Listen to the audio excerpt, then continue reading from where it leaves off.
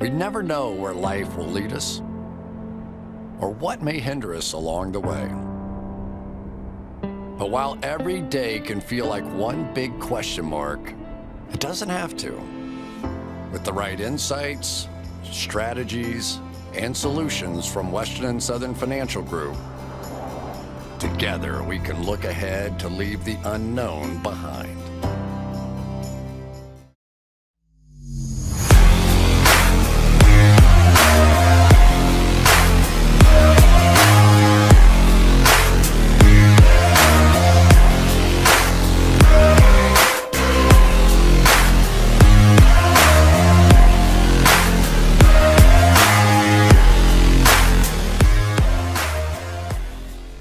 Catch up on here on Tailgate, the Monday episode. Big fan of the NFL review episodes. A lot to review. It was a chaotic week.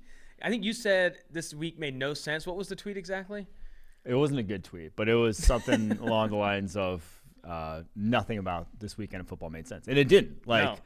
You had Aaron Rodgers with no wide receivers out-dueling Kyler Murray. You had Trevor Siemian out-dueling Tom Brady. You had Cooper Rush out-dueling Kirk Cousins. Actually, that one might make sense. But the other ones, I mean, it was just a lot of games just had improbable things happening left and right that this is why the NFL is the best. It's why it's king. Yeah. It's because any given Sunday. It's a week-to-week league, as we say here at PFF. I mean, I was asked earlier on a radio hit last week, like, why? How does the NFL do it? Like, how does the NFL stay, with so much parity? And it's honestly, I do think that they do a really good job of making sure that, like, doormat franchises even have a chance. Like there are no 30, 40-point spreads in the NFL like there is for college football, etc. It has been a fantastic season. I mean, maybe the only game where you kind of thought it made sense was you saw the Panthers beating, or not the Panthers, the Bills beating the Dolphins by 14. They covered that spread. They were the only big favorite, I think, to cover the closing line. But let's go ahead and get into catch an early buzz. I think it's because the NFL sells like hope better than any other sort of league, whether it's MLB, NBA, in terms of like 3 or 4 bounces here and there can decide your season, can make you into, can bounce you in from a worst place team the year prior to a first place team the next year. So it's so week to week. I mean, in the offseason too, how much they make free agency a spectacle, the draft. And I think some of that too is because with the draft specifically, rookies have a huge impact early on. Like with MLB, NHL, oftentimes you draft a guy and he's not immediately an impactful player. And this year we have like 4 or 5 rookie quarterbacks starting, and it's like, okay, every single week is a treat. All right, catch an early buzz. Von Miller traded to the Los Angeles Rams for a 2022 second-round pick and a 2022 third-round pick. And I think a big reason why it's those picks, I don't think he's worth that by itself, is that the Denver Broncos are paying $9 million of the remaining $9.7 million salary for Von Miller. So I think the Rams are paying a little extra capital to make sure that contract doesn't ding them. Some people are calling this trade fun to watch. I think we've seen 4 or 5 people tweet out that watching Von Miller, Jalen Ramsey, and Aaron Donald will be fun to watch. Do you have a better take than that? I this is an all-in play. This is we want a Super Bowl, not in the future. We want it literally this year. We are willing to give up. Now, second and third, it's not like hampering you to your knees, but they've already given up next year's first. They are now going to go through the 2021 and the 2022 drafts with one singular top 100 pick. That's Tutu Atwell. So they are basically eschewing any sort of impact rookies like we just talked about, guys that can make immediate impacts on your football team for one high-end player. And the thing is, Von Miller is not the Von Miller we grew up knowing and loving. I was like in college when he started playing. But the Von Miller that we saw, lead the Broncos to a Super Bowl. Mm-hmm. He is damn near 30. He's almost 33 years old. He's going to turn 33, I believe, after the season. He is, I don't want to say a shell of his former self, but he is not the down-in, down-out dominant presence. He is coming off an ankle injury, was inactive actually this past week. So he is, if you're expecting, hearing Aaron Donald and Von Miller lining up next to each other, you're expecting something that I'm not sure it's going to be quite that good. but he is still a massive upgrade over what they have there on the edge for the Rams. Oh, 100%. An 85.6 PFF grade this year. In run defense, an 83.0 grade. Yeah, he only has 28 pressures and a 78.2 pass rushing grade on the season, but he is, like you said, an upgrade. And when paired with Aaron Donald, obviously Von Miller going to be a better, will have better opportunities, and that back end with Jalen Ramsey, etc. He'll have better opportunities to get after the passer. I would not be surprised. So far this season he doesn't have a 90.0 single game grade. I would not be surprised if he plays a lot better, or at least more productive football in a Los Angeles Rams uniform. And you spoke to the strategy for the Rams. Do you agree with the strategy, saying, we're not going to be drafting anytime soon here. We're going to go all in with these veteran players. Do they have enough to go all in? I think so. I agree with the strategy. If you're going to go all in, don't go halfway and make it so that it's we're going to kind of try to push for the next maybe year and a half. It's no, try to make sure, give yourself the absolute best chance of winning it right now and deal with whatever cap hell, whatever sort of bridge you're going to have to cross once those guys who are your elite players aren't playing elite anymore, or when your roster is completely decimated in terms of mid-level talent in terms of starters. So I think it's a problem that you push down the road that you've already kind of done, and you don't want to go halfway and still keep kicking the can like we've seen with the Saints, where they're in a position where they're still trying to hang on to that, where it's when they know it's bad, when it's gone south for this Rams team, I think they're going to completely sort of gut the roster and then try to rebuild from there. I will. When we get to the Rams game, I want to talk about. Will be 2 or 3 years down the road, obviously. When we get to the Rams game on our review, I want to talk a little bit about Matthew Stafford and his MVP candidacy, because I do think there is legitimate legs to that. Timo Risquet, a data analyst here at PFF, or data scientist rather, he writes a piece weekly on who he feels should be in the lead for league MVP. And Matthew Stafford, for consecutive weeks now, has been that front runner with what he's done in the Rams offense. I think he ranks number 2 in passing touchdowns, number 2 in passing yards, and it goes beyond that. He has elevated this team to be all in, to be this legitimate Super Bowl contender, especially when you compare just how much of an upgrade he's been over Jared Goff. I think the conversation all offseason was, yeah, he's an upgrade, but how much? You're seeing now that it's a significant upgrade than what Jared Goff was in Los Angeles. One more catch a buzz thing before we get to the review. Derrick Henry hurt. Will have surgery. Mike Vrabel, the coach of the Tennessee Titans, is not saying it's season ending. There's quote unquote absolutely a chance he returns this season, but he will be out 6 to 10 weeks with a foot injury. I think it's a Jones fracture or a broken fifth metatarsal, whatever that was. How big of an impact is this? How big of an impact is this on the Tennessee Titans? And do you feel Jerry McNichols, I think a third year back at Boise State, is enough, or should they go after somebody like AP, maybe Gurley, maybe make a trade for someone? Where's your head there? Yeah, I mean, I can't tell you exactly how big the impact is, because Derrick Henry obviously is unique in terms of his usage just in the NFL today. He's getting far more carries, far more touches, and from the pure EPA standpoint, obviously the last 2 weeks he hasn't done much on the ground, yet they've still won games. It's hard to sort of quantify the impact he does make on opposing defense psychologically. It's the thing that everyone's preached about the running game and whatnot, but I do think he's one of the few backs that actually may apply to, because of how dominant he has been, that teams actually will have to game plan for him. And so you're going to see a different approach to pass coverage against this Tennessee Titans team now than we have in the past. So I think we'll finally this will be the ultimate litmus test of, does that running back matter? That running back that does not offer much in the pass game, if anything. I mean, he is in the pass game. He screens. Mm-hmm. He is swing screens. He's not running a route in the passing game. He's a pure runner of the football. How much does that actually impact opposing defenses? We're finally going to get that test, and a pretty clean sample here with half a season with him, half a season without him, to see what this Tennessee Titans offense looks like. Yeah, it's going to be, I think a lot of people are going to, Eric Eager, PFF, I can imagine if McNichols goes off for 120 yards, it'll be running backs don't matter festival on social media. Adam Schefter. But that's the bigger thing is not how McNichols produces, in my opinion. Mm-hmm. It's how Ryan Tannehill produces. The offense, yeah. Exactly. It's the play-action passing game, all that stuff. No. Adam Schefter, shortly after reporting the news, mentioned some names that could be available via trade. Tevin Coleman, David Johnson, and Phillip Lindsay, Tyson Williams of the Baltimore Ravens, Ronald Jones, Mike Davis, Rashad Penny. They drafted McNichols in the third round. If you're not going to feel comfortable turning the reins over to him, and maybe if someone like Mike McNichols was a fifth-rounder. Fifth-rounder? Yeah. Darrington Evans was Darrington a third Evans. round. Geez, that's what I'm thinking of. Okay, if you're not comfortable turning the keys over to him, I would be surprised. I guess Evans is on the injured reserve. Oh, though. is he? Okay, that's why. Well, I'm an idiot. Then I'm completely fucking that up. So ignore everything I literally just said. Melvin Gordon would be probably the guy I'd go after with the Broncos selling off.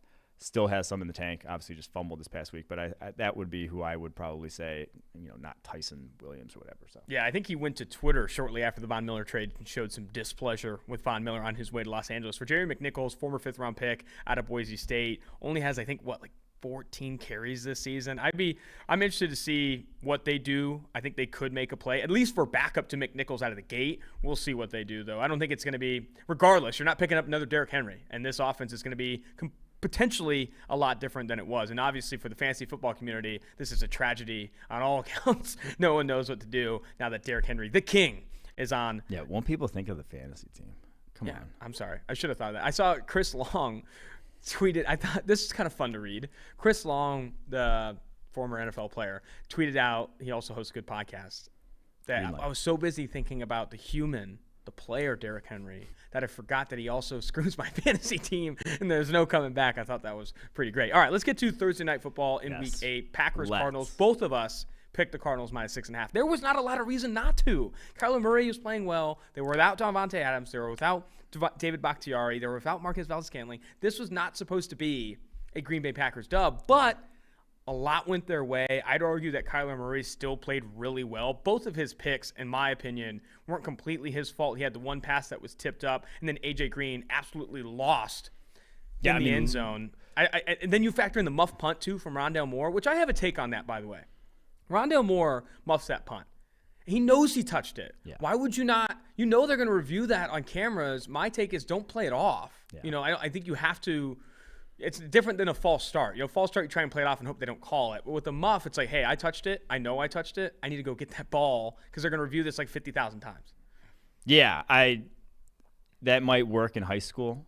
Yeah, exactly. It would definitely work in high school, yeah. You go for that and you're like, pray to God. Like in basketball, growing up or whatever, if you touch the ball going out, you act as if you didn't. You didn't go for it if you thought there was a close one or whatever. So I agree, though. In the NFL level, there's no acting job to sell it. They got cameras everywhere. So, that one's obviously was on him. And the breaks, we talk about the mistakes in this game, all went against the Cardinals' way. Yeah. 6.5, you can say it was a dumb sort of bet in retrospect, and obviously it ended up going the Packers' way. But the pick off Rondale Moore's hands, the muff punt, and the whatever at the end, the pick at the end, the A.J. Green to Roswell Douglas, all either took points off the board or added points to the Packers that were like that. Those flipped the other way and is a blowout for the Cardinals. So that was all great in my opinion because I'm obviously a Packers fan. So that one, the play at the end of the game though was probably the most improbable ending I can remember. Like at least this season, going back. It was like the Malcolm Butler pick in the end zone, but maybe even crazier because that was you don't throw to guys running the wrong routes and just get picked in the end zone. Like that doesn't happen. Although it kind of did happen in the Chargers game too. But in that situation, I remember just that entire drive, the Packers playing like off coverage on like a 2nd and 2 and just giving them layup after layup down the football field. I'm like, this is how it ends. They get every break in this game, and they're going to just fold right at the end and lose this. And insanity. We'll just do it right now. That was my cake pants moment of the weekend for sure, for me at least this weekend, because that was I had in my mind already resigned to the fact that the Packers were going to give that game up. I think we're going to bring up this play a little bit later. A minor cake moment for me was the Cedric Wilson throw. That Cedric Wilson on the move, that was a seed and a half. That guy put it on a rope. The spiral was beautiful. But we'll get to those moments later. I will say this, too. With Aaron Rodgers, LaFleur dialed up an impressive screen game. Over 70% of Aaron Rodgers' passing yards came after the catch. He only had a 5.9 average depth of target. I think they did a really good job, obviously, to even be in this game, scheming an offense without Davante Adams. Yeah, so he had a 5.9 average depth of target. And he had a 62-yard Hail Mary in that game. That's insane. If he take that away, it's a 4.2 average depth of target, which was, I believe, would have been the lowest of the weekend. So he was not throwing the ball far downfield because like the wide receivers, just like you don't have the rapport to know how they're going to run a post. Like that's so big at the position. And it's not just that he had bad receivers. Someone tweeted after the game that Brady has won Super Bowls with similar receiving corps. It's not that. It's not that those guys aren't good. It's that he hasn't thrown to them at all. Mm-hmm. It's that those guys have not been on the practice field with Aaron Rodgers because you don't give your backups reps for the starters because that doesn't matter. You don't want Juwan Winfrey taking reps away from Devontae Adams and Allen Lazard and the guys who are going to be on the football field. So he has no clue how these guys are basically going to react in certain situations. You saw a number of miscommunications, even on underneath screen passes. So that was the bigger thing to me obviously about how getting all backups in your receiving core can affect you. Before we get to the Sunday slate, starting with the Panthers-Falcons game, going to tell you guys that you can use promo code TAILGATE for 25% off any PFF subscription on PFF.com. Support the podcast. Subscribe with that promo code. It helps us out a ton, keeps Renner dressed, food on the table, etc. If you want to support Renner directly, use the promo code. You need to see it. 1 p.m. slate, Panthers-Falcons. Sam Darnold outplayed Matt Ryan, and Matt Ryan has been playing so well this season. This was easily the worst. Matt Ryan was a top 10 graded passer. What do you make that face for? I'm making that face because it's I played him, but it was more because Matt Ryan played like ass cheeks. I know, that's what I'm saying. Okay. This was the first bad. I mean, this was easily his worst game of the season. But then think about, I'm making hand gestures here, and I'm on a podcast, which I'm an idiot. But think about Panthers defense somewhere up here, Falcons defense somewhere on my hand on the table here. Mm-hmm. So outplayed given the competition level. It's like he ran into a buzzsaw. They just didn't have a lot of opportunities. And I liked what the Panthers did in terms of getting physical with Kyle Pitts. I think that's one thing that he hasn't seen, obviously, much of going from college to the NFL is guys who want to check him. He always was kind of the BMOC, the big dude that in college you would have been crazy as a linebacker to try to check him. But these are NFL players, and they got up and got physical with him, and I thought really affected him on his routes more so than we've seen this year. And number of targets fall by the wayside that went his way. So hats off to the Panthers defense. I really liked their game plan for this game. Yeah, I mean, those interceptions were awful. I mean, he just didn't see Shaq Thompson on the first interception. Stephon Gilmore got physical. It was a sick pick by Shaq Thompson. Oh, no, it was. And Stephon Gilmore got physical with Kyle Pitts on that second pick. He never even created a step of separation on that one. The other highlight I was going to mention here, so Falcons were favored by 3 at home. Panthers win this one 19-13. Darnold having a better performance than Matt Ryan. I will say, A.J. Terrell, former Clemson cornerback, is playing outstanding this season. Yeah. He's only allowed 55 yards all season, and he's allowed the second lowest passer rating, 55.5, without a pick. And normally that statistic is driven by, interceptions, because interceptions have a very positive effect on passer rating allowed if you are a cornerback. So he has been really stellar this year. I think he's been a small bright spot. Him and Grady Jarrett, 2 small bright spots in what is obviously a very bad Falcons defense. Yes, he has looked well worth that first-round pick. Everyone kind of got on them for passing on CeeDee Lamb. I don't think it's a mess. It doesn't look like that bad of a choice. The one either way. It looks like one of those in retrospect. I will say this, though, with caveat. They've turned into a cover 2 defense, basically, there in Atlanta. Cover 2 corners, you're not going to give up a lot of yards. Mm-hmm. You are a flat defender as cover 2 corner. So that is inflating or deflating, shall we say, his yards allowed to a degree. But he's still, even in situations where he does play man, because obviously you can't just sit in cover 2, and that's now what they are doing. But even in situations where he has played man, he has looked good. So hats off to A.J. Terrell. For sure deserves more love than I've seen him get anywhere. Dolphins at Bills. Bills were favored by 13.5, and this was a brutal, disastrous beat if you are a Dolphins backer, because they score kind of a garbage time touchdown late in this game to beat the Dolphins 26-11. I put this in all caps here, and maybe you social, if you want to quote graphic, you can. Fire this Dolphins offense into the sun. It is a disaster. I mean, the Mike Gesicki fumble was awful. This offensive line is dreadful. And it's not Tua Tagovailoa. I mean, it's everything else. Don't have Tua Tagovailoa throw it, though. It'll probably end up not even leaving the atmosphere. Yeah, I mean, this was rough, man. This was a terrible. That was an arm strength joke. It was pretty bad. It's bad. No, yeah. I mean, there's no sugarcoating it. It's a quarterback who can't, overcome a bad situation with physical tools in a bad situation is kind of what it is right now. And the Tua did not play well, but he also did not have much of a chance. On his 28 drop back passes that weren't screens, RPOs, or quick game, like actual dropping back to pass, he was pressured 16 times. They could not pass protect for drop back passing concept. Yeah. And you're not going to win games in the NFL, especially against teams like the Buffalo Bills, if you cannot run a drop back passing offense. And I'll say this. The Bills defense is a house. I mean, they are first ranked in EPA per play allowed. They have been phenomenal this year. They can get after the quarterback. They make plays on the back end. Jordan Poyer, I think, is one of the highest graded safeties, number 2 in PFF grade so far this season. They're good. But some of these errors for Miami are like unforced. I mean, this is you said it, I think, yesterday, that it's just like the least well-run offense. It's just the coaching they don't look like they're in the right place ever. And the other thing I'll highlight too, and I know a lot of the blame goes on Tua and a lot of the blame goes on the offensive line, Brian Flores' defense ranks 27th in EPA per play. They're not getting pressure on the quarterback. They're not forcing turnovers on the back end. This has not been a good year on either side of the ball. And I'll say this. If the Chiefs lose tonight, they'll be the most disappointing team in the NFL. But if they don't and they come out of this with a win or whatever, this Miami Dolphins team is so disappointing. Yeah. So disappointing on both sides of the ball. Just a really disastrous start for the Dolphins, and just in an area where you thought they were going to take the next step. I think before the season, I said this is a team that can make the playoffs, in 2021. Now, obviously not going to happen.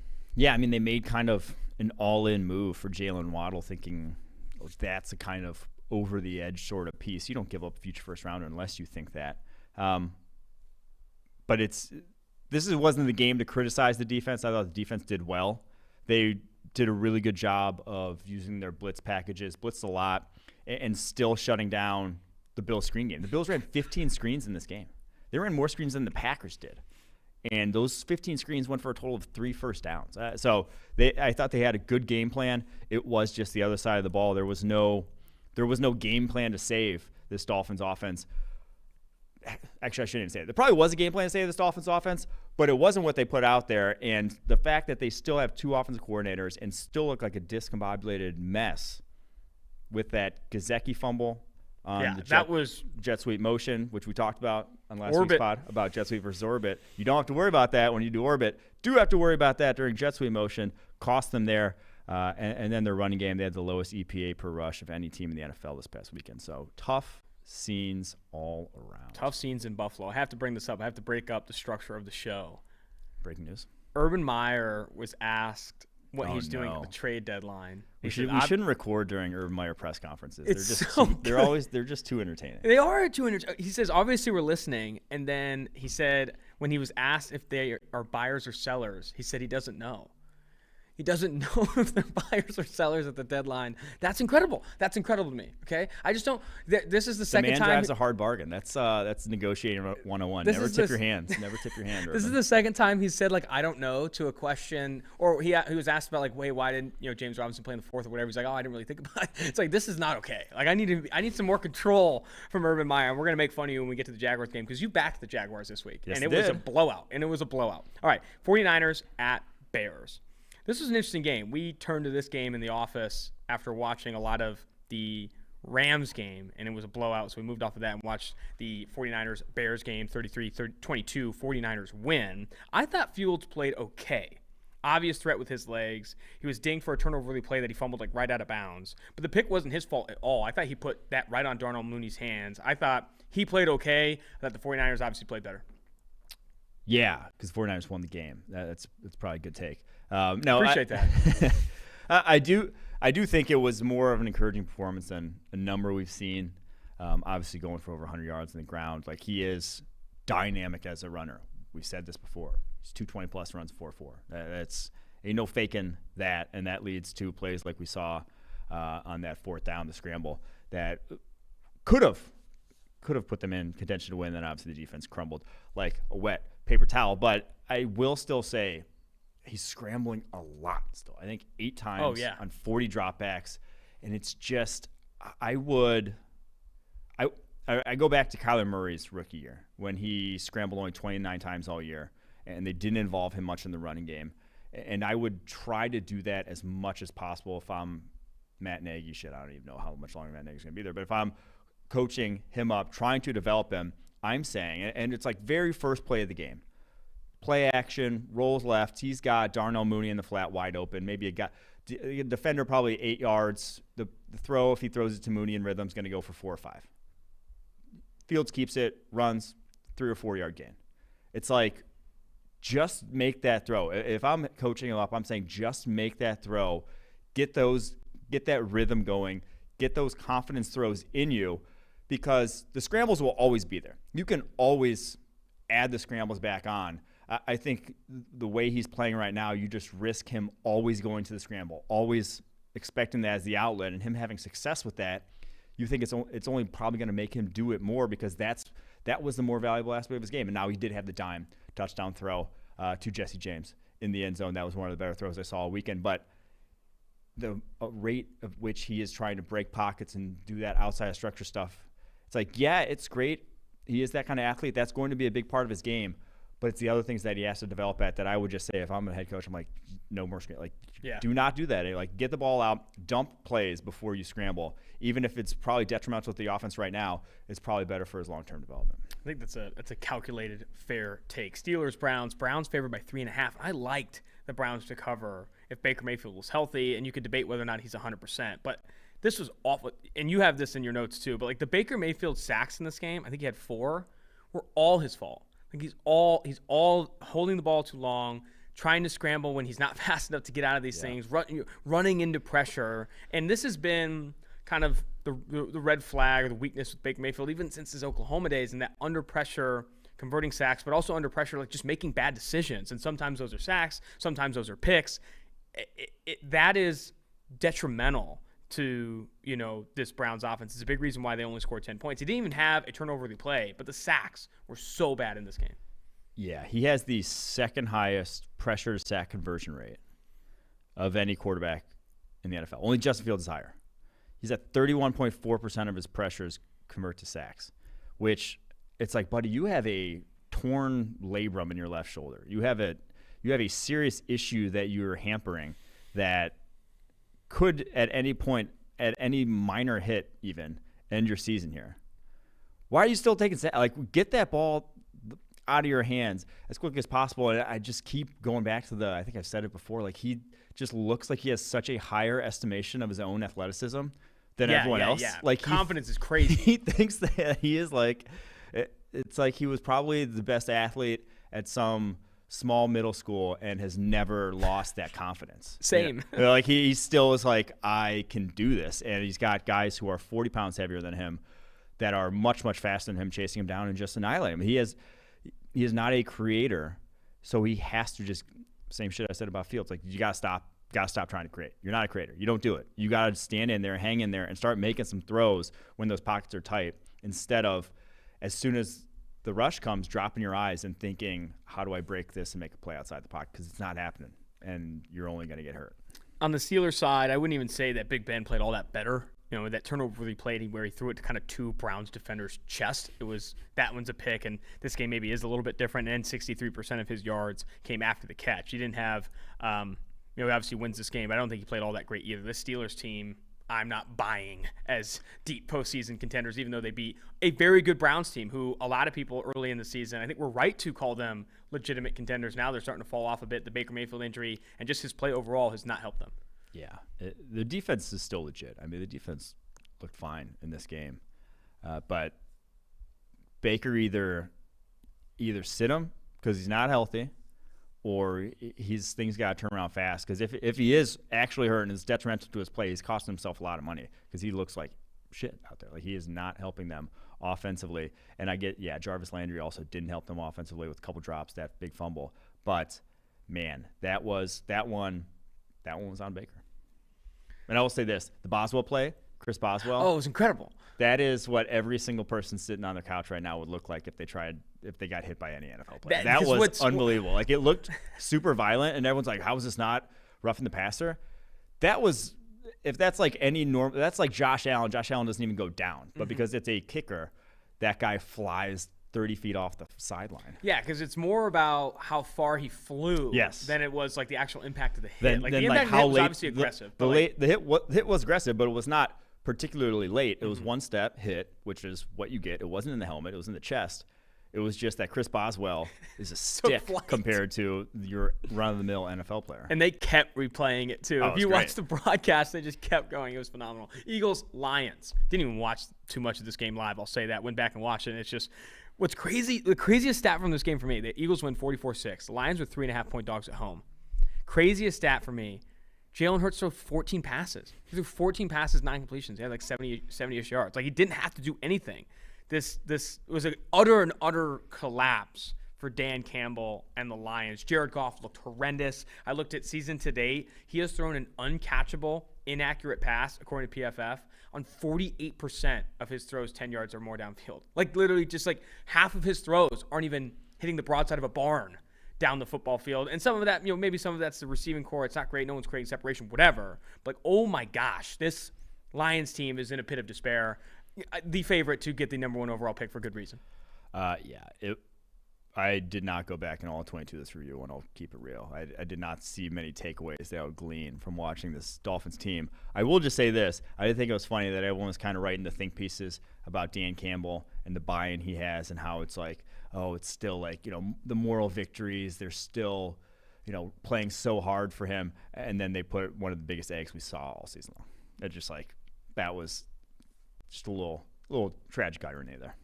All righty, on to Titans. Unless you had something else on the Eagles. No, I'm good. We're good there. Titans at Colts. This was one of the better games on Sunday. This is fantastic. I'm a huge fan of watching this one through. Titans 34, Colts 31. It was a great game. It was a great game. A.J. Brown's season was the first note I had. A lot of outbreaking routes, too, just creating separation. Tannehill putting on the money. I'm ready to say it. Ryan Tannehill is good. Like, we don't have to keep on, like, waiting. We're waiting. Well, now we're going to find out. No, we're waiting for this regression. Like, I guess so. But no, Derrick Henry was not a big factor in this game anyway. Like, he averaged, like, 2.3 yards per carry. And Ryan Tannehill was just dropping seed after seed. He was very accurate with the football. The Kenny Moore interception. Did you watch that back on the All-22? The Kenny Moore pick for Tannehill? Yeah, it's dope. What the hell? That was Kenny Moore, one of the sickest throws sickest picks I've seen this year. He peeks inside towards, I think it was A.J. Brown, breaking defender, and like turns right as the ball's coming. Like, he knew he was going to throw that football. And I think they were in cover 2 there. It was that one in the C.J. Gardner-Johnson pick were both awesome interceptions. C.J. Gardner-Johnson comes off a guy in man coverage. Yeah, that was man. That was cover 1 too. It wasn't even 2 man. That was nuts. That was sweet. But here's a good statistical take that is obviously dead wrong. But Derrick Henry, 4.3 yards per carry this year. Ryan Tannehill, 7.2. Maybe they just give Tannehill all these carries. Stop. So we talked a little bit at the top, obviously, on what this Derrick Henry injury is going to have an impact on the Titans. But you still feel really confident they're going to win the AFC South? Yes. They have a 3-game lead, which is a fairly large lead in the NFL, and they have the tiebreaker. So they have now beaten the Colts twice. So the Colts have to not only catch 3 games, but then not be tied at the end of the season. I feel very confident. Derrick Henry's good. He is not. But you still have A.J. Brown and Julio Jones. You still have one of the top 5 or so receiving cores in the NFL with Ryan Tannehill. So and in a division that you get a number of layups still going forward with the Texans and the Jaguars. So, I feel fairly confident in the Titans still, even if I'm not certain that they're even if I would be very surprised if they do end up getting the 1 seed in the AFC. I put in my notes here. We didn't talk a ton about the Colts, but I put Carson Wentz, what the literal F-bomb. I don't understand the interception in the end zone. Right. Go. Interception in the end zone was a screen to Mo Alley-Cox. It was supposed to be a screen. Got blown up by a defender being in the passing window. And so, yes, he should have immediately spiked it towards Mo Alley-Cox's direction, thrown it, at the defender's hip or whatever, and just done it.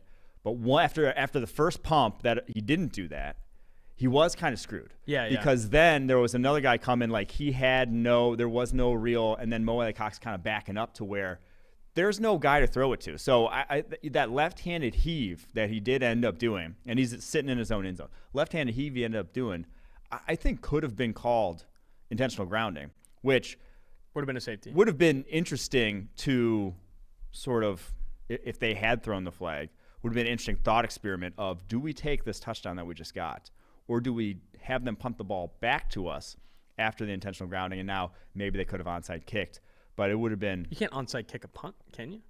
I mean, like, you can just like try to rip it off a guy in the front line, maybe. I don't know. I've never seen it. It would have been an interesting thought experiment of what to do, because I think they had like a minute 30 or minute 45 or something with the Colts only having one timeout, so they could have gotten it down to like 20 seconds. I think you probably still take the touchdown and just say, hey, we're going to make you go the entire length of the field, score a touchdown. But that, I would have been interested to see. Maybe we'll have to ask Eric what the sort of decision there would have been in terms of what a computer would have told us. I'm willing to hear the argument that maybe that looked worse than what it actually was. But the overtime interception he didn't have much of an option. The overtime one was far, far worse. Yeah, it was a backbreaker too. It's game. I mean, that's there. You go look at that play at the all-22. You have two linebackers sprinting on the route that he ends up targeting, I believe, sprinting back to cover that after I think it was a play action fake. Jonathan Taylor is then running wide open on the dump, like a curl right in the middle of the field. Carson Wentz hits that on time. Jonathan Taylor has at least 10 yards of free run. If he makes one linebacker miss, they are into field goal range on that play right there. That was that was a disaster. That was the game loser right there. That was why, probably don't give up first for Carson Wentz. Oh, no. All right, let's get off this game. Bengals at Jets. Oh, wait, one more thing about this game. Carson Wentz. The pass interference offense has been fucking humming. 3 more pass interference calls in this game. It's 223 yards of pass interference penalties in 2 weeks. It's more than anyone else has all year. The dude is master in the game. I mean, just keep it rolling. Don't stop. He was early in the year, he was just throwing those passes to running backs. Now he's just heaving them up. I love it. Keep going. Like, that's a tried and true strategy. That's why you trade for Carson Wentz. I just gave you the dichotomy right there. Bengals at Jets. Hand up. I gave the Bengals a kiss of death. I show support. No, you switched, didn't you? I switched, but I feel like it's still like God knew. Yeah. God knew where I was leaning. Did not switch. He wouldn't let the switch go through. I give the Bengals some credit. I think they're going to cover. Quinn's clamoring in the back room saying, what the hell? Don't do it. I do it. Bengals lose outright to Mike White. Yeah, it was on the road. But they lose to Mike White. And I'll say this. Mike White, can we talk about Mike White's PFF grade? I think a lot of people are expecting it to be in the upper 90s, over 400 yards, 4 touchdowns. And you could argue that both his interceptions weren't his fault. Like, both his interceptions weren't charted as turnover-worthy plays, according to PFF. Yeah, they were not going to be picked had they not bounced off his own receivers. But he still only earns a 70.0 grade. A lot of that because did not push a ton down the football field. Only a 4.2 average depth of target. Over 64% of his yards came after the catch. That being probably the biggest reason why you're not seeing that high-end grading from Mike White. Yes. Yeah, it was honestly like the exact opposite of how Zach Wilson plays a position, where it was the ball is snapped, he gets to his back foot, and then if nothing's there, it's immediately going to his running back. It's immediately going to a hitch. It's immediately going underneath. 4.2 average at the target. It's like insanely low for as many dropbacks as he had. But it was because he was not letting the pressure get to him. He only took 2 sacks. He had a lower sack rate than Zach Wilson's had at any game in his entire NFL career. It was, like I said, the exact opposite. And Zach Wilson needs to go review this tape. That is what he is missing from his game, and why they cannot seem to stay on schedule as an offense is because that's all literally Mike White did was get you 3 yards, get you 4 yards, get you 5 yards, expose the Bengals underneath linebackers, underneath zone coverages again and again and again.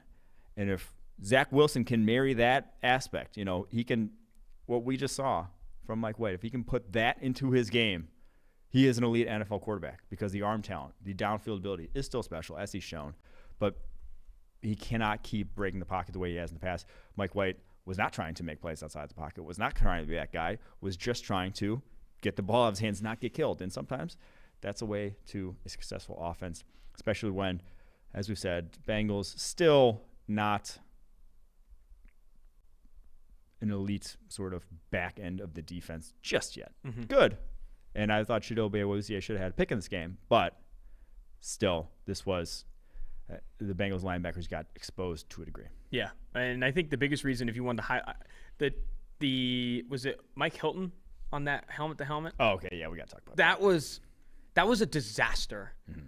I think you mentioned, in a tweet that roughing the passer penalties should be reviewed. I think those helmet to helmets should also be reviewed because that was not on. Oh no, I wasn't saying. I didn't mean like reviewed. Just don't have them be penalties. Is what I meant. Like, don't really? Like change the rule book. Review the rule book. Like not review. I'm of the opinion game. It should be like college, and you should review them. Like review if that was a penalty. Like you see that called all the time because sometimes when it's happening live, it can look so much worse than it is. It can look and like you see that in college where they'll review it after throwing the flag and say actually no penalty. That's what should have happened for that hit right there. Because yes, it technically was helmet to helmet, but the running Hilton was coming so like 4 feet off the ground with his head, and the running back dips to like earn the helmet-to-helmet contact, and ultimately cost them that game. Like it cost them an opportunity to win that game. If anyone lowered the helmet with relation to their spinal angle, it was the receiver, not spinal angle. I like that. No, you're right though. I get what you're saying. Because Hilton's spine was at the exact same angle as his helmet, which you literally can't change that. Like you can't go if you're going backwards with it, you're really screwed. So that's when you are at the angle of making a tackle. Your helmet is going to be pointing downwards because that's straight up how. What's the study of the body? Anatomy works. That's how your anatomy works. But the running back, when you tilt your head down like that, that is what lowering crowning is. I mean, so I that was absolutely egregious call to lose on that. Sucked, but the Bengals still have other reasons to be kicking themselves in this game. Like, for sure. Yes, that was one bad call, but they threw away some other opportunities elsewhere. Bengals defenders missed 15 tackles in this game, the most of any team this week, and I think it was top 10 among all games this season for one side of the defense to miss that many tackles. They were not good. And that's how you gain, so much yards after the catch. That's how Mike White throws for over 400 yards, is your defense is giving up extra yards by missing tackles in these things. So Rams at Texans. Smart chase, though. Drops watch, 2. That was rough. The one in the end zone was gross. That one was really bad. He would have 2 TDs that one just hit his pads. I didn't even see it. That one was pretty brutal. But now 5 and 43 attempts, over 10%. 5 and 43 catchable, over 10% drop rate. Bust? Is he a bust? Is it too early to start talking bust? What's your problem? No, honestly, what's your problem? Rams at Texans. Texans favored by 14 when we had this pod. It closed, I think, at 16.5. So the Rams don't cover the 16.5. They lose. I don't have the score in front of me. If you held your nose and took 14, though. If you held your nose and took the 14, it would have covered. I thought Tyrod Taylor was going to play in this game. It ended up being Davis Mills. And Davis Mills didn't play all that terribly. I thought Davis Mills actually played well in this game. Rams win 38-22. A lot of those 22 points coming in garbage time, though. But my notes here, I want to talk a little bit about Matthew Stafford. I mentioned him at the top. But Davis Mills was not horrendous. Had that really nice throw to Brandon Cooks down the left sideline. I think it was so slow. Like, it was slow to get this thing going. And then by the time they were actually putting things together, Rams had backups in. And I was going to say, he played fine when the Rams literally could not have given more of a shit. Yeah. It was over before halftime that I think the Rams took the foot off the accelerator and said, do whatever the hell you want. It doesn't really matter. I'm of the opinion, though, and I mentioned this at the top, that Matthew Stafford should be the favorite to win the MVP right now. I'm of the opinion that he's playing that well. Even from a box score perspective, like I said, number 2 in passing yards, number 2 in passing touchdowns, both behind Tom Brady. Now, Tom Brady and Matthew Stafford both have equal odds to win MVP according to DraftKings Sportsbook. The favorite right now, plus 250, is Josh Allen. And there is obviously, a conversation for Josh Allen. Buffalo Bills are one of the best teams in the NFL. But Matthew Stafford, what he's done to elevate this Rams team over Jared Goff is honestly super special. And with Tom Brady playing as poorly as he did last night, you have Kyler Murray playing, not winning that game against Green Bay. I think there's going to be a bigger conversation around Matthew Stafford being the favorite to win the MVP. I think it will be between, though, Brady, Allen, Stafford. That's who it is right now. Yeah, I think Stafford statistically, quite obviously, is that dude. Grade-wise, actual performance-wise, I think other players have been a little bit better, but again, that also takes into account the fact that grade-wise can take into account more difficult throws when he has made. How do I want to put this? He is still operated the offense very well. It's just the offense hasn't asked him to do a ton because Sean McVay's a good fucking head coach. So it's hard to separate those two things. So he hasn't necessarily needed to go above and beyond to still rack up wins, rack up good numbers. That sometimes is indicative of good quarterbacking still. So, yeah, it's hard to go against him. Kyler Murray, I would probably lean towards if I had to go one or the other, I'd probably say Kyler Murray, but to each their own at this point. Shit, we don't have to decide for 9 more games. On to the 4 p.m. slate, Patriots at Chargers. I like the Chargers to win this game and cover the 5.5, but Patriots. I like the Patriots. Patriots, 27-24, they win. Mac Jones looked really good in this game. And I would say the other takeaway that I had is both these offensive Mac Jones looked really good? That was news to me. You don't think Mac Jones looked good? He had like one good he had his best throw of the season probably, the throw to Nelson Aguilar. Yeah. He looked fine. I don't think saying he looked good, like he looked okay. It was not the reason they won this game. The defense was the reason they won this game. Defense played exceptionally against Justin Herbert. I thought their game plan was terrific. They had been, Bill Belichick.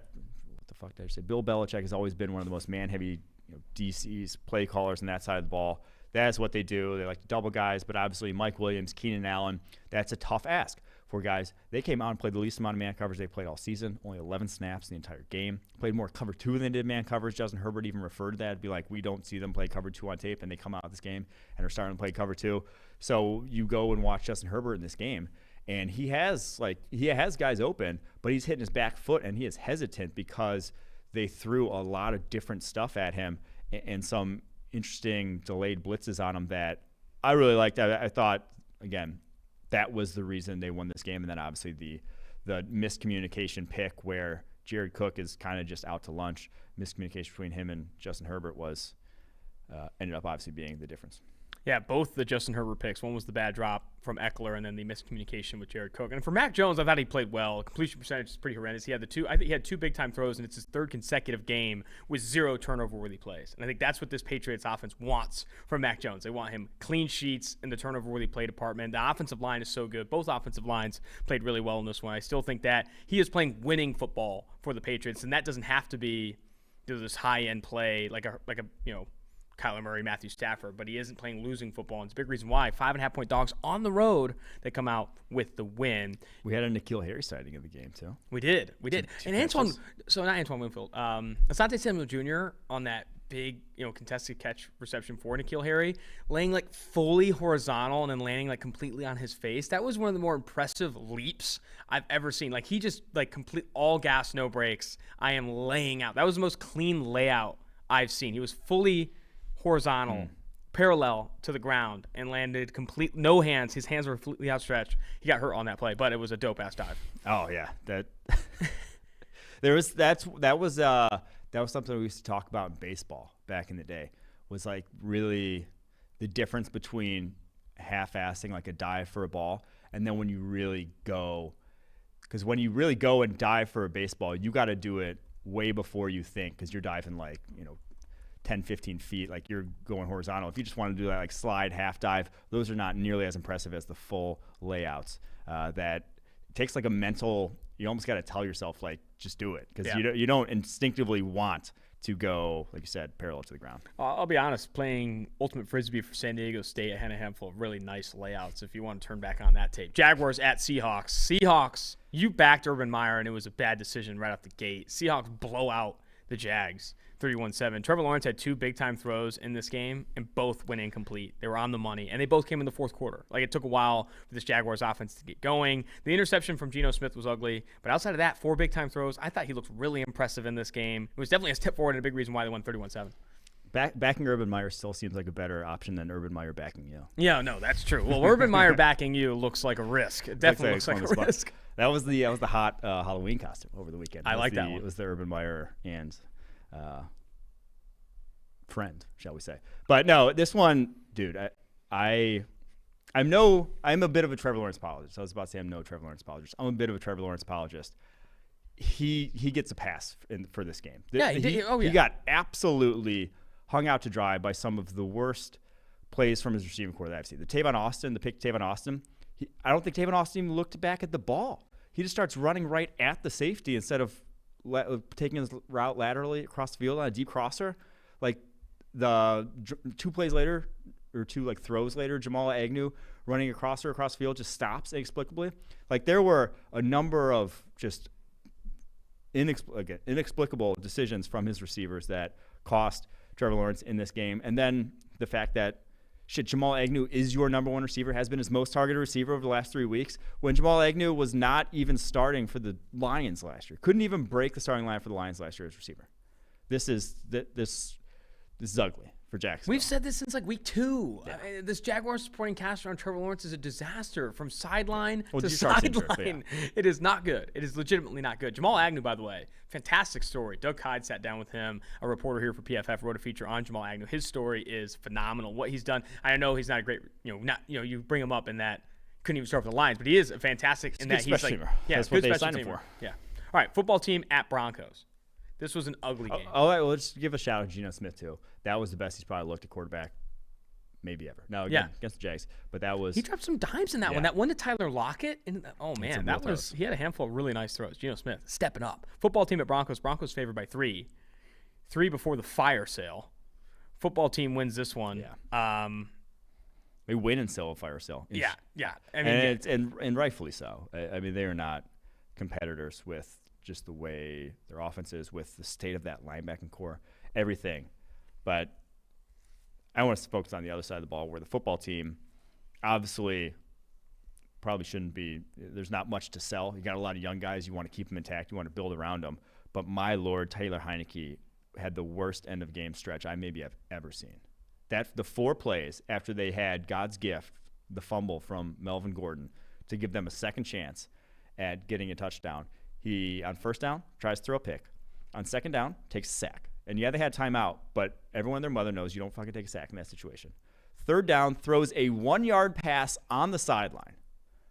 And then fourth down, last play of the game, he threw it out of bounds. Threw it out of the back of the end zone. I literally could not believe.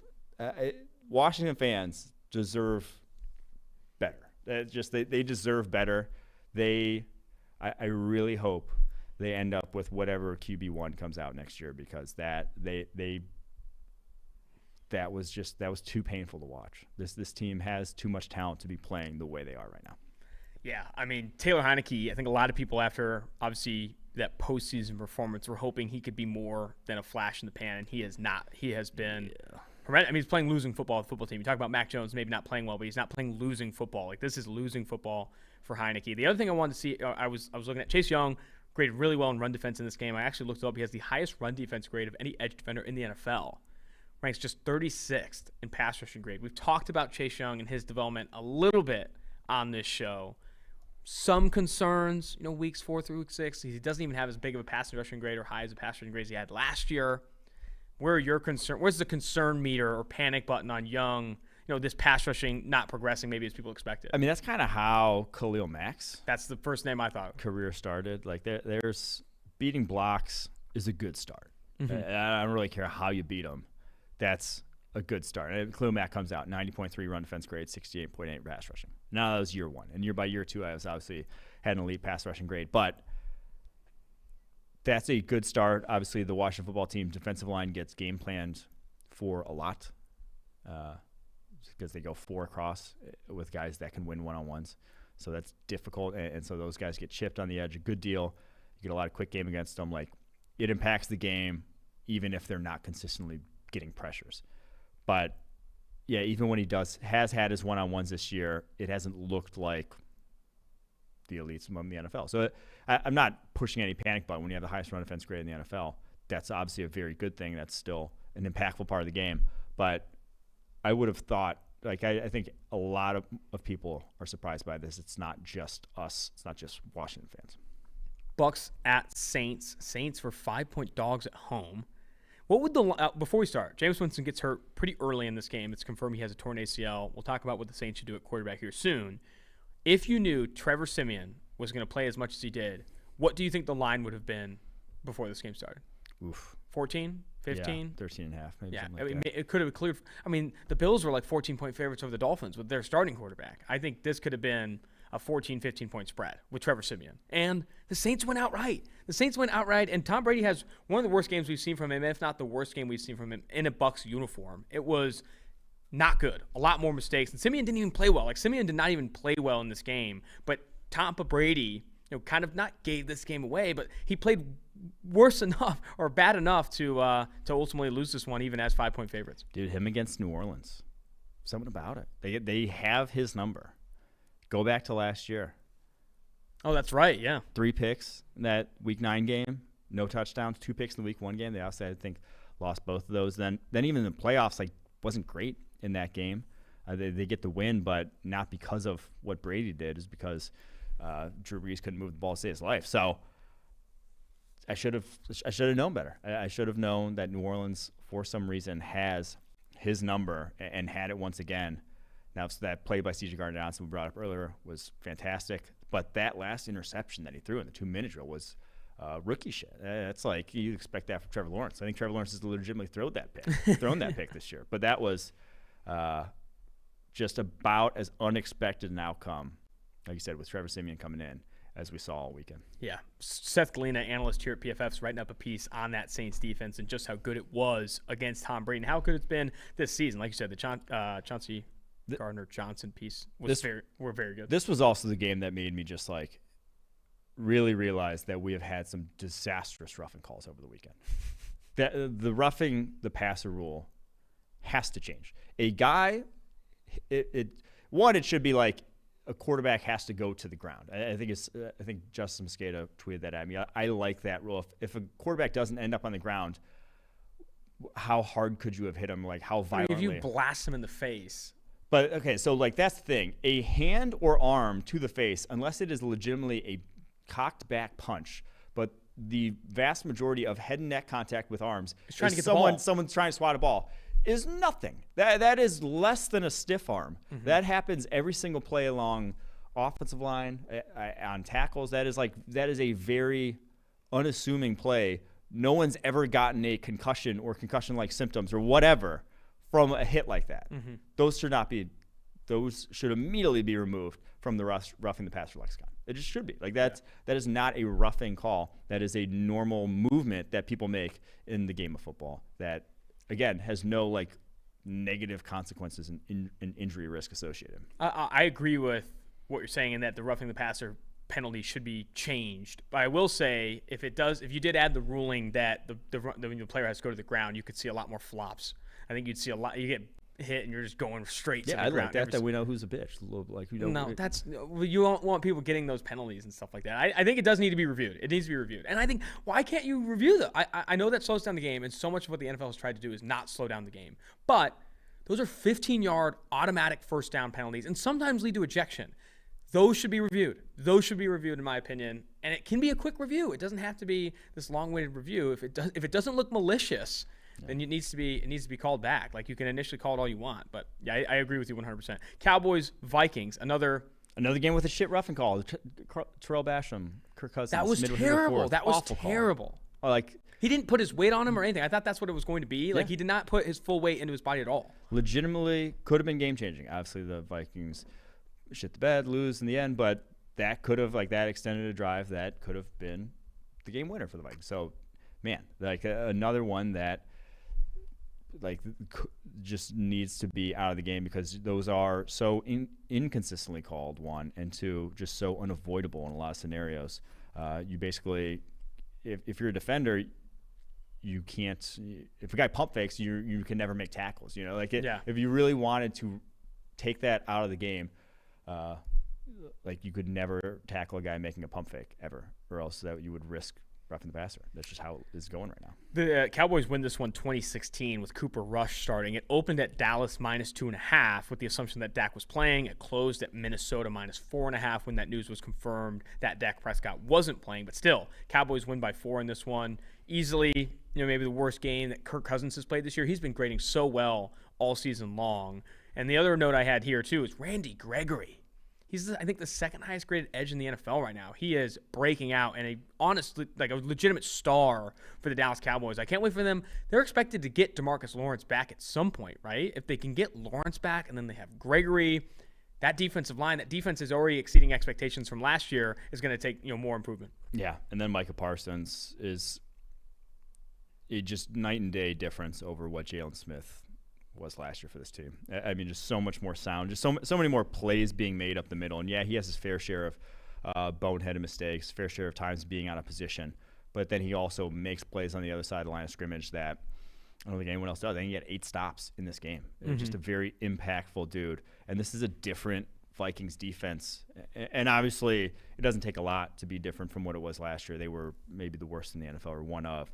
But they are so much improved over what we saw last year that this is it's a real Super Bowl team. I mean, shit, even not with Cooper Rush, but to beat a Vikings team with your backup quarterback on the road is special. Yeah, I think this Dallas Cowboys team is firmly in the Super Bowl hunt in the NFC. Monday Night Football, and then we'll jump to our fun to watch, Rookie of the Week, Kick Your Pants, Tailgate Review, etc. Monday Night Football, you're taking the Chiefs -9.5. I'm on Giants +9.5. And I'm going to Eric Eager's house, noted Chiefs fan, to watch it with him. Oof. So I think I'm going to be bringing some Giants energy to a much-needed balance at Eric Eager's house. Don't be that guy. You're that guy in Notre Dame. Everyone hates that guy. Everyone hates that guy who wants to root against you just for the fun of rooting against it. It's like I have a good story about being that guy. We can prosper. We can have a good time. We can lose or win in fellowship, but you choose. What the hell are you talking about? Lose or win in fellowship? I have a good story about being that guy. In the Niners-Ravens Super Bowl, my dad raised me to hate the Niners. You hate the San Francisco 49ers, even though they're not in your division. You hate them. The games where they would play every year in the preseason before there were so many fights at Oakland Coliseum that they stopped that preseason rivalry, you hated them. My dad in that Super Bowl said, I kind of want the Niners to win, Bay Area team. I couldn't talk to him for a week. Yeah. I couldn't talk to him for a week. I can't believe it. He was saying we. And you know what? When you're a fan, we is sacred. And you could debate whether or not that's like kind of like psycho to even do that when you're not a part of the team. I we police. I'm a we policer. You're a we policer. I think and people should be. But you obviously say when you're a kid, like we, as in the Raiders, we're going down, at half too early, whatever. He's like, we just need to get back, run the football with San Francisco. I screamed at the top of my lungs. It was a rough time to be a kid, seeing your dad just turn to the dark side. And Dad, if you're listening, I don't think you are. I would definitely encourage you to go back and honestly wish you didn't do that. All right, on to fun to read.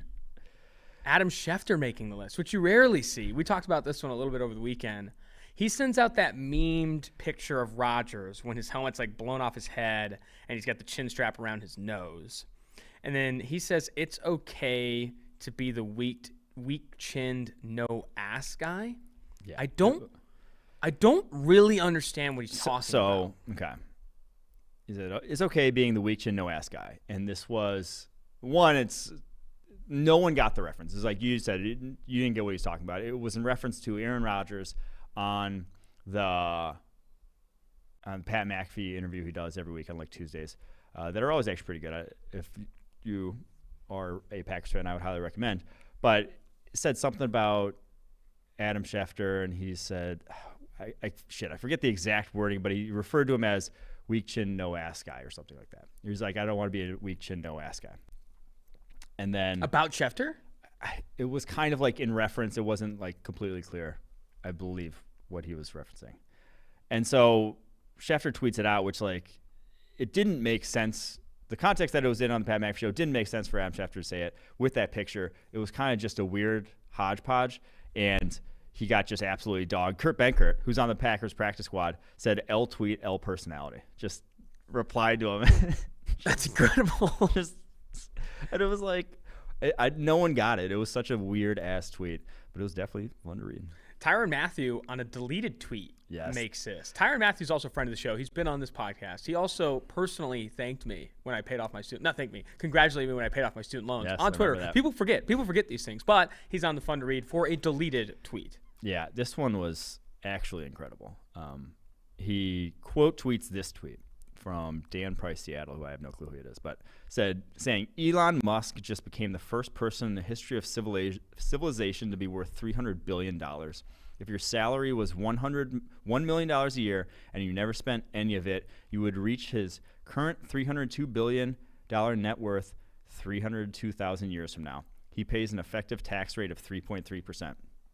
And then Tyrann Mathieu quote tweets this, and he says, and there are people who worry about what Tyrann Mathieu tweets, LMAO, which like I don't understand the relationship. There's none. That's the thing. He could have quote tweeted a picture of Barney and said, and there are people who care about what Tyrann Mathieu tweets, LMAO. There was nothing. There was no correlation between his tweets and that. And it's like, yeah, there are people who care about your tweets. There are Chiefs fans. There are fans of the NFL. They pay attention to what you do. So does he often tweet in the third person? No, but he does often delete tweets. He's the king of the frustrated tweet deleter. Tweet and then delete it. Which, I mean, I'm just glad I didn't have Twitter when I was like in high school or something, and probably would have had some disastrous things, just like after bad games. Yeah. Just like I tweeted Wisconsin stinks. Yeah, you tweeted. I tweeted Wisconsin stinks in Chicago from the bar, and I had to delete that one. That was not my proudest moment. For Tyrann Mathieu, if he doesn't often tweet in the third person, there is part of me too that like thinks he thought he was on a burner, but maybe wasn't. Like, because I don't see him do that a lot. I don't see him do Tyrann Mathieu. So I don't know. I'm not speculating on a friend of the show. I'm not going to do it. One more fun to read from Jack Kennedy here. This one was great. Kennedy. This was you retweeted Jack from. This was actually a fun to read. This one was just hilarious. This is before Monday Night Football. He said, I heard Jackson Mahomes is en route to the 9/11 memorial ahead of tonight's game. You versus Jackson Mahomes is a rivalry that the podcast fans are latching on to. Me up. I have no problem with them. It just literally is hilarious to me because it's so cringy, and like I just know that Patrick has to be getting so much shit. I'm not the only person who the locker sees room this has stuff to have thrown some and straight. it's just like, what the hell is going on? Every single video he posts, the one on the, obviously this tweet's in reference to the one in the Sean Taylor Memorial, but the complete obliviousness of Jackson Mahomes to, or maybe he's not oblivious, but to how he's perceived in the rest of the world is kind of incredible. All right, before we get off of Fun to Watch, onto Fun to Watch, only two tweets there that I want to announce on the pod live. Titans are signing Adrian Peterson to the roster here. Adrian Peterson, officially the oldest running back in the NFL. I expect to come in and split opportunities with Jeremy McNichols out of the gate, but could, depending on how much tread is on these tires, could potentially be the lead back there for Tennessee. Your reaction to this signing? How fucking much does Adrian Peterson just love football? Oh, he has to. The dude has 3,192 career carries. Maybe he's chasing like records at this point. I don't know. But he's 36 years old, has an insane amount of tread on the tires. Is one of the all-time workhorses, and is going to an offense that obviously just had a workhorse themselves that may be is in need of one. But dude, 36 years old, just you got enough. I would hope to live well the rest of your life.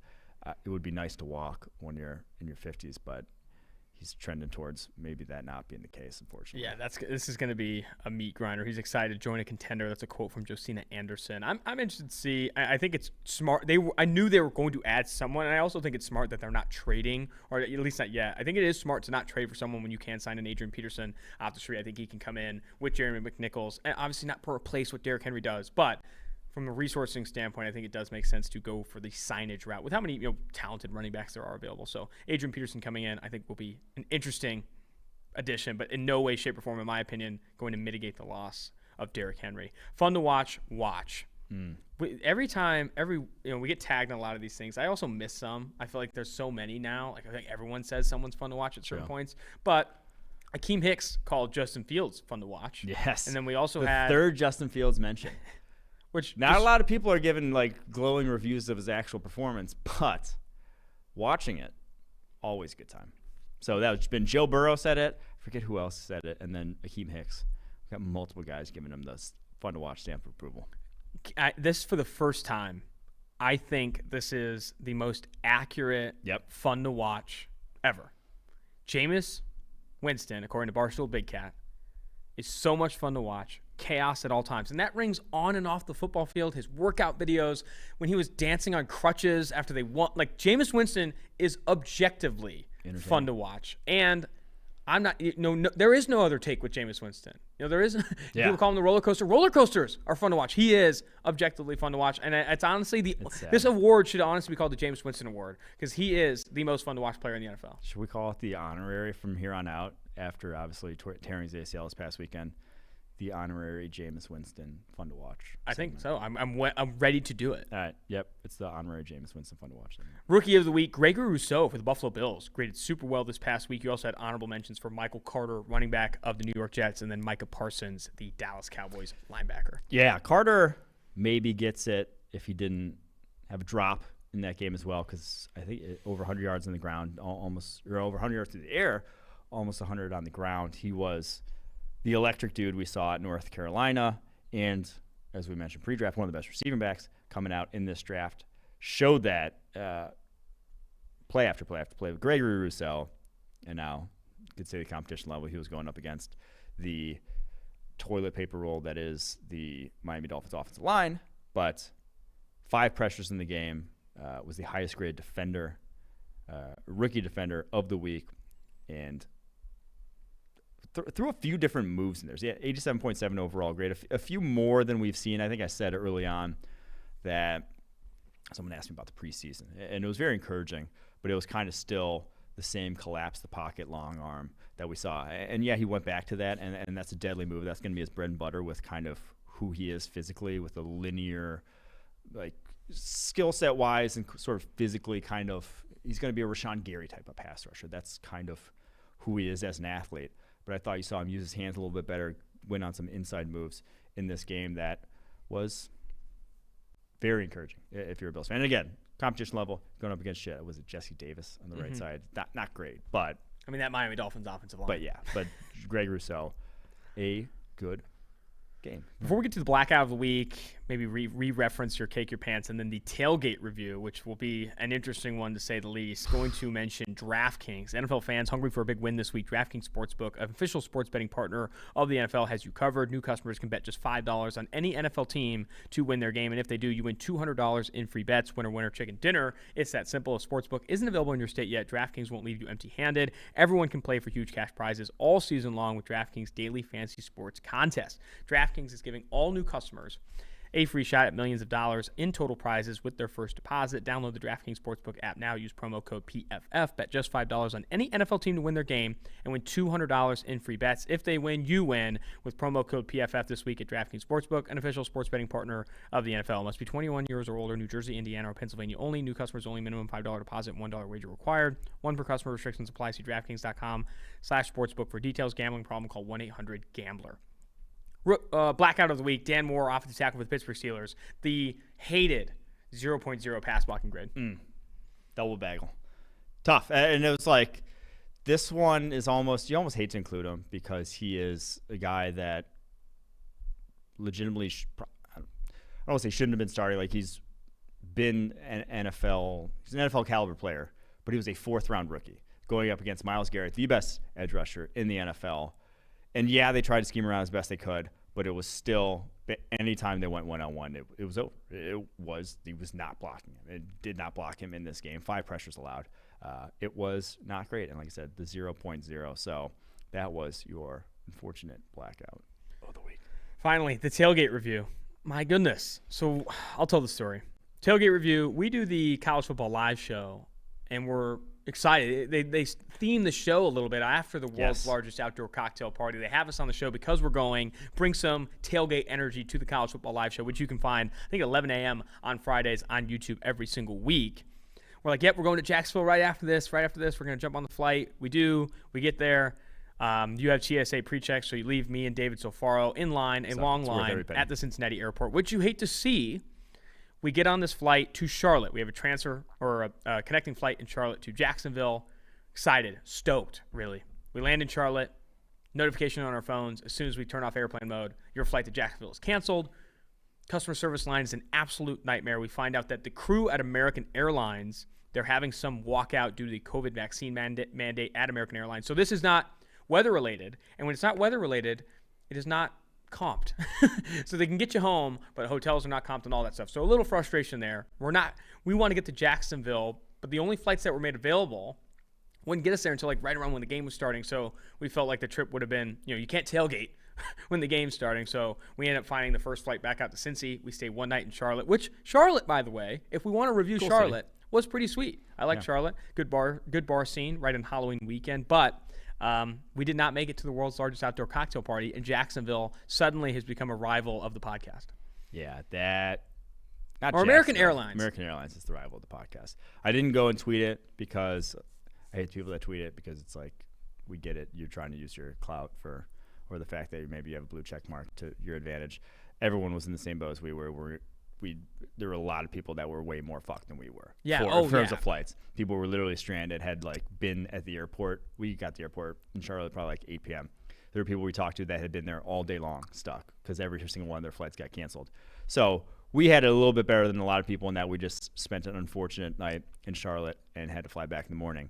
But goddamn, the world's largest outdoor.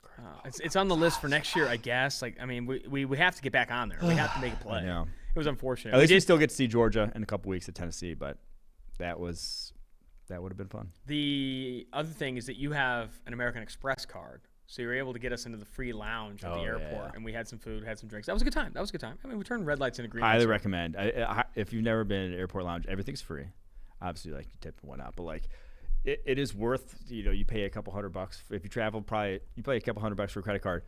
If you travel a few times a year, it is worth every single penny. Absolutely. Highly recommend. That's going to do it for this episode of Tailgate. Make sure you rate, review, and subscribe to the podcast. We are going to be on to the Wednesday episode. We're going to have Max Mitchell on, offensive tackle for Louisiana, also the highest graded offensive tackle in the country. Fantastic storyline there at ULL. Until next time, Austin Gayle, Mike Renner, and also the producers, David Sofaro, Max Chadwick, Stone Rochelle, Mike Quinn. Tailgate.